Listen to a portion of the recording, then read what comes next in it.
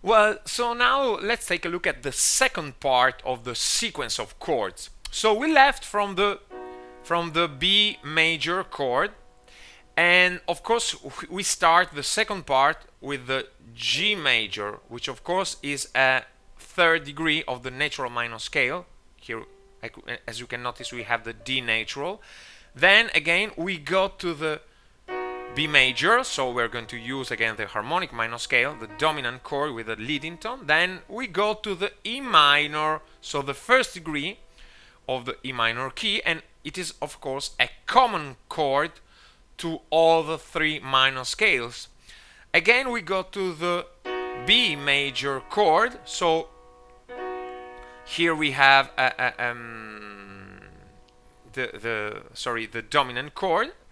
And then, so this is the second part of the sequence of chord is made up of these four chords. So G major, B major, E minor, B major. But of course, we repeat them. We repeat this sequence twice. And so from the B major chord, we go to the G major chord. And this is a very important passage. It is a very important step, this one, from the B major to the G major, because since here we have a very strong tonal sense, since we come from the tonic chord, tonic and dominant, it's quite strong tonal sense. It is very clear that here we are in the E minor key. Okay,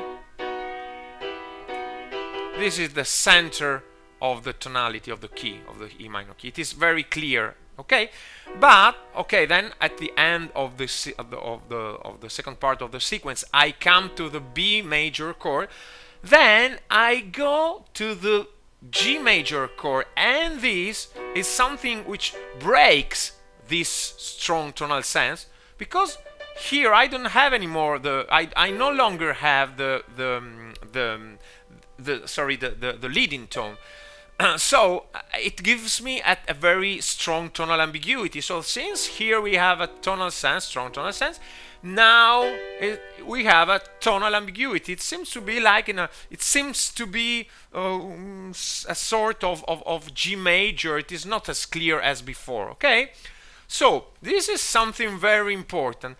Also, in the second part of the sequence.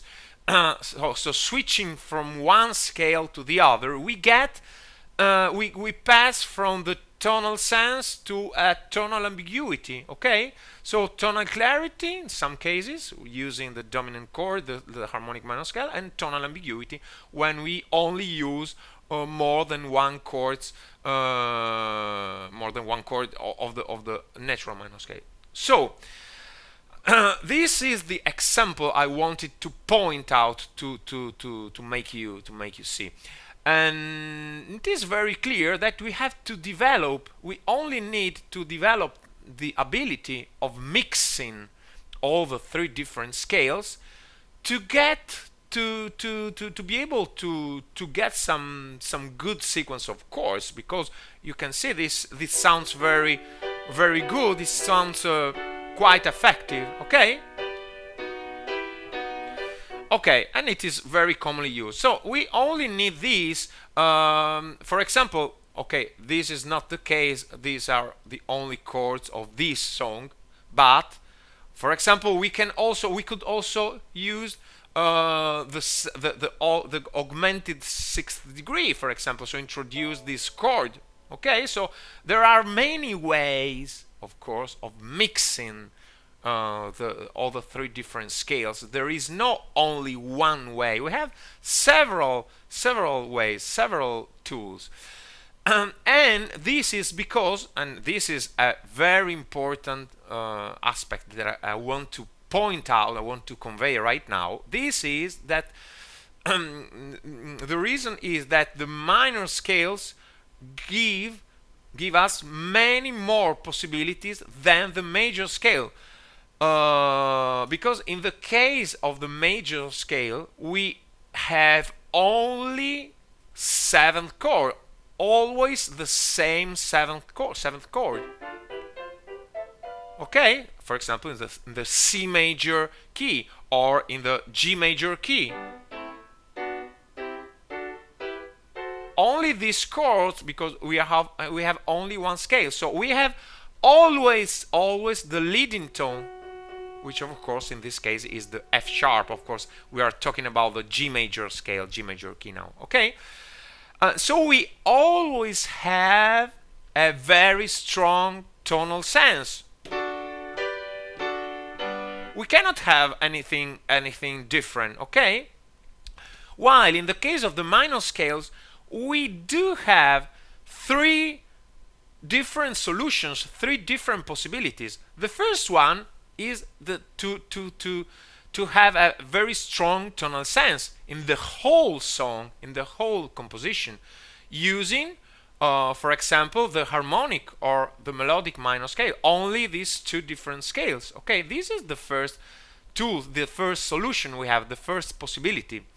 The second one we can have using the minor key, okay, with the three different minor scales, is to get a tonal ambiguity in the whole song, in the whole composition, using, of course, the natural minor scale. And as we said before, this is something which it is often used, a very common solution used in the pop music. And of course, the third solution, which is we can say the most effective, the most fascinating, is to mix the three different scales of, for example, two different scales, so the harmonic and the natural, of the melodic and the natural. So, but it is important to switch from one which has the leading tone with another one to another one which doesn't have the leading tone. So in this way we get from the tonal ambiguity to a strong tonal sense, and then again we pass to a tonal ambiguity. Okay, so it is something which goes on in this way. Okay, so this is something very important. We have something which changes. Okay, so this is something very important. We introduce the minor key, okay, and we have opened many new doors in the world of harmony, because since when we were only using the major scale, we have not so many possibilities, as we said before. Now we have opened many new doors. So to end this lesson, now I want to get some practice. Now I want to give you, to suggest some exercises to practice, because as we said before, the practice to put into practice everything you learn is the best thing to learn it more in depth. So the exercise I suggest you to do is very, very easy, but it is very effective. You have to build some successions of chords. Okay, of course you can start from the major scale, but I think you have already done this in the previous cases. Now we have to try it with the minor keys. Okay, so build some succession of chords, then listen to them some succession of chords to build up using the minor key, so the three different minor scales, but then we are going to see how to use them in a few seconds. But what I want to point out is that when you create these successions of chords, you have to listen to them, to listen to the chords, to listen to this succession, and control if they sound good, or if they don't sound good. So maybe you have to change some chord to get it better. Okay, so this is the main aspect, but I suggest you to start to get in this path. You can start, I suggest you to start using only the natural minor scale, so to have some tonal ambiguity. So as in the case of the E minor key,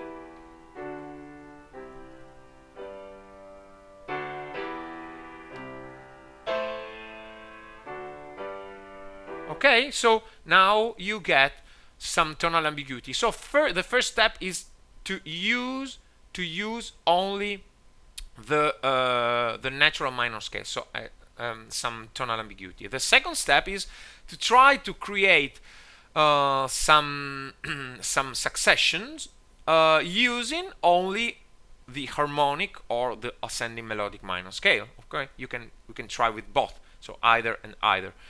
Then here in this case we will have a strong tonal sense. So for example,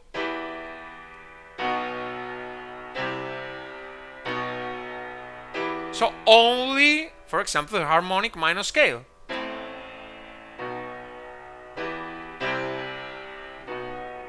Okay, so this is the second step.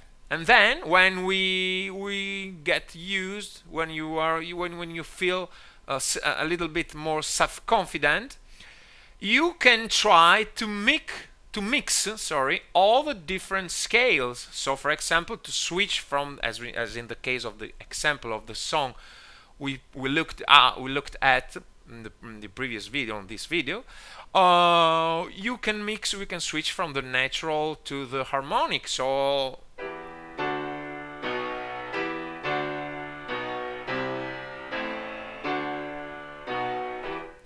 this way, but it is very important that in all these three steps, which okay, I suggest you to do, to follow, we could say, it is important that you use your ear. You have to hear, to listen to this succession of chords, and to try to develop your ear, so that you can get, I think, you can improve your ability of hearing, of understanding if a succession sounds good, or if it doesn't sound good, and why is the chord which make my succession not so good. Okay, so try to change it. It is so.